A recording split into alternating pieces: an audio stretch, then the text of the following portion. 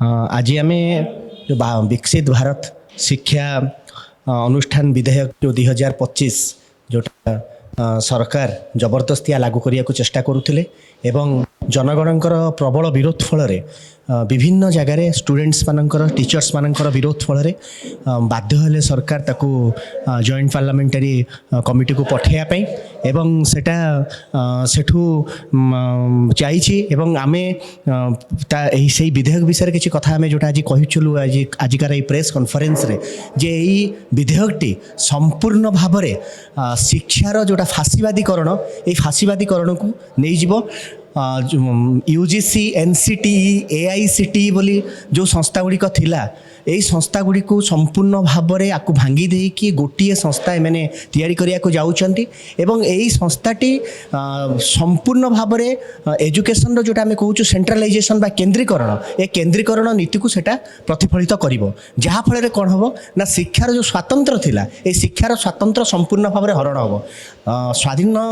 भारत वर्ष जो आंदोलन चली पराधीन भारत में ये आंदोलन मुख्य दाबी थिला जे शिक्षार स्वातंत्र रहिबा दरकार एवं सरकार शिक्षार फंडिंग पार्टर दायित्व नेबे पांठी जोगार दायित्व सरकार नेबे किंतु यही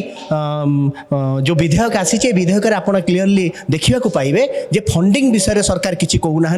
बरंच किभली भाव में ग्रामांचल में थिबा कॉलेज गुड़िक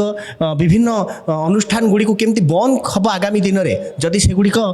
तांकर विधेयक अनुसार कथा न मानती से 2 कोटी पर्यंत फाइन पर्यंत से देइचंती तेणु यही एक संपूर्ण भाव में अगणतांत्रिक शिक्षा विरोधी जन विरोधी ए विधेयक को संपूर्ण भाव में बातिल करा जाऊ एवं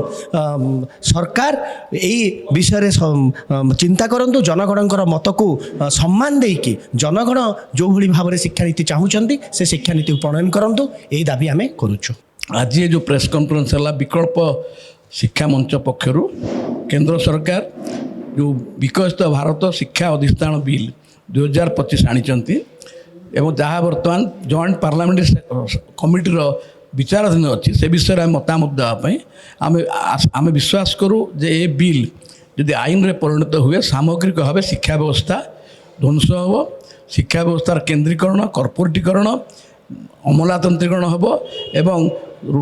ग्रामांचल शिक्षा व्यवस्था ध्वंस हम शिक्षार सुजोग गुणवत्ता उत्कर्षण हानि हम तेणु ये बिल विषय में अधिक वितर्क व्यापक आलोचना करा जाऊ एवं बिल टी तरबरिया भाव गृहीत न करा आम मत।